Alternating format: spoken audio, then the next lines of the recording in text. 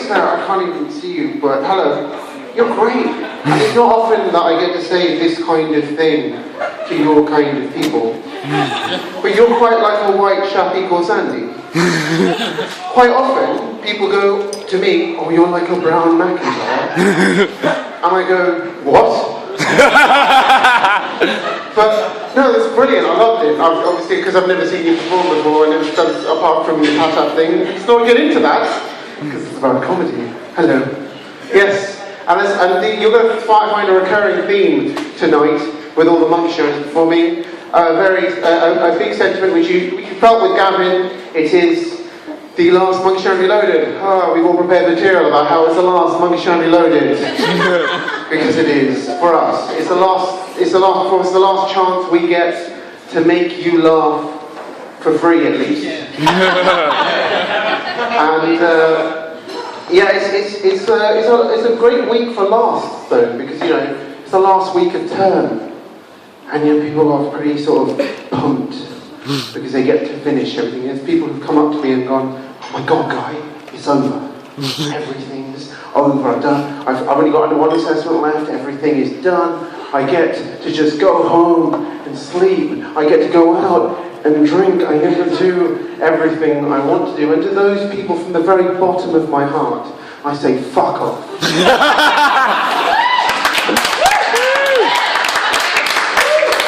From all of us MAs out there, fuck off.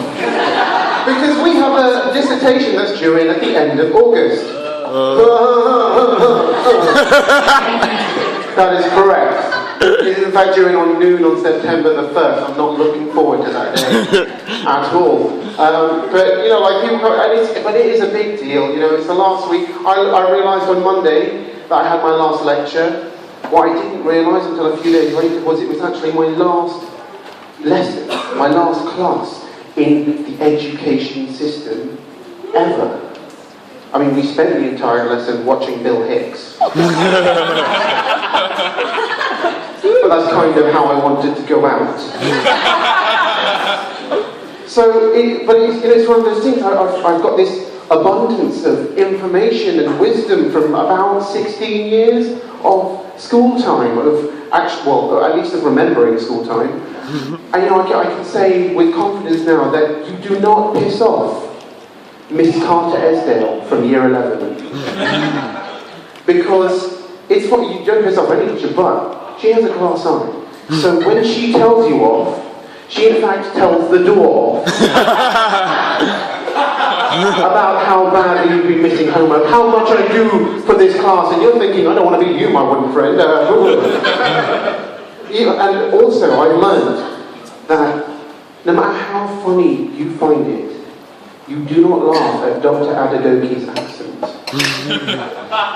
Because no matter how many times he says, class, get together and do that things to do on here, 16. It's a little racist.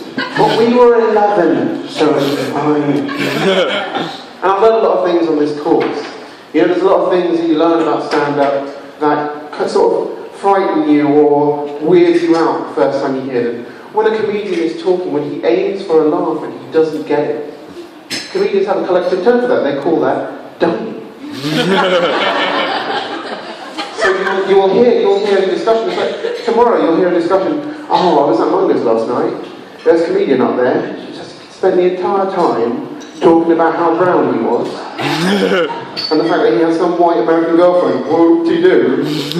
Yeah, no, he died on stage. Yeah. We'll be like, oh my God, no, what?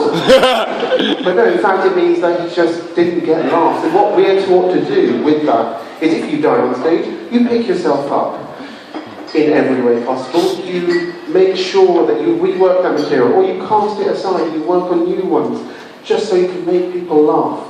And what that comes to is when you're reworking your material, you have to cut the jokes. That joke about fried cheese that no one will ever hear. You have to cut that from your material, and that, ladies and gentlemen, is called killing your babies. So there is a legitimate sentence in stand-up comedy that confuses many people. Many comedians end up in penitentiaries because in order not to die, you must kill your babies. Yeah, very confusing life. But this is an important day for me. It's an important day for quite a lot of us. Not as many of us as you think, because some people have more experience, more a lengthy experience, but for me and a few of the other Monkeyshiners, this day, we have been comedians for exactly 6 months. Yay! Yeah. Half a year, ladies and gentlemen. 6 months ago, on the 10th of October, I got up here and I started talking about how brown I was, and you all laughed. I started talking about how funny my name was, and you all laughed. And now we're here 6 months later, and you've given me the confidence to keep going. Yeah, and people ask me, "Oh, Guy, how can you remember that? You know, it's just such an odd, weird thing to remember. None of the other Monkeyshiners remembered. Why are you remembering it?" And I go, "Well, no, actually, the reason is because my girlfriend and I got together the day before I became a comedian. So we've been together 6 months yesterday. So I remember."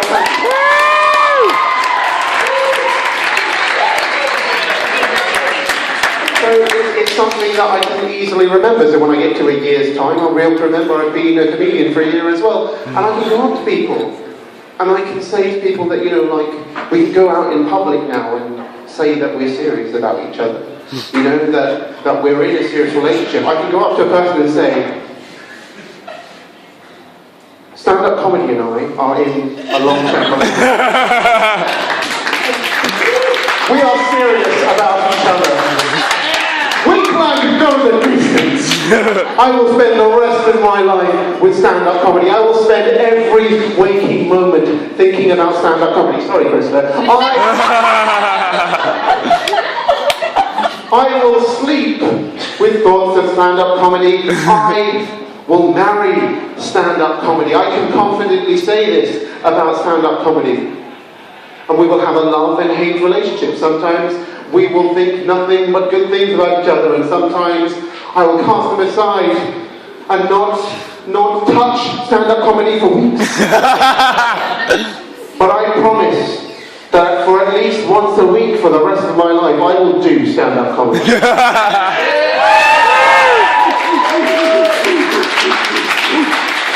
But you know, obviously, because my girlfriend's in the audience, I'd like to thank her personally, because without her, I wouldn't have 6 months worth of material.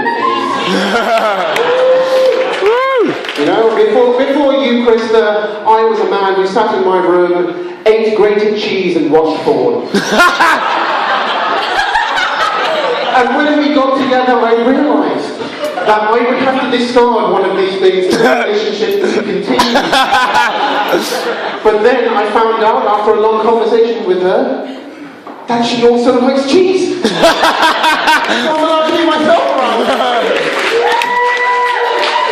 I'd also like to thank my family for their continued condescension over the fact that I picked drama to go to university with. That has given me endless material. And I would like to thank the big one, my skin, ladies and gentlemen, for being brown for 21 years. Well done.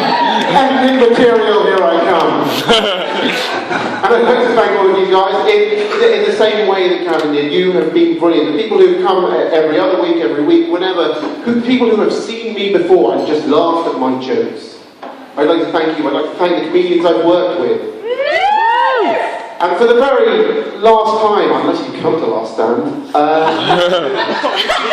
the comedians have been amazing. You've been spectacular. And I've been a stand-up guy, you know.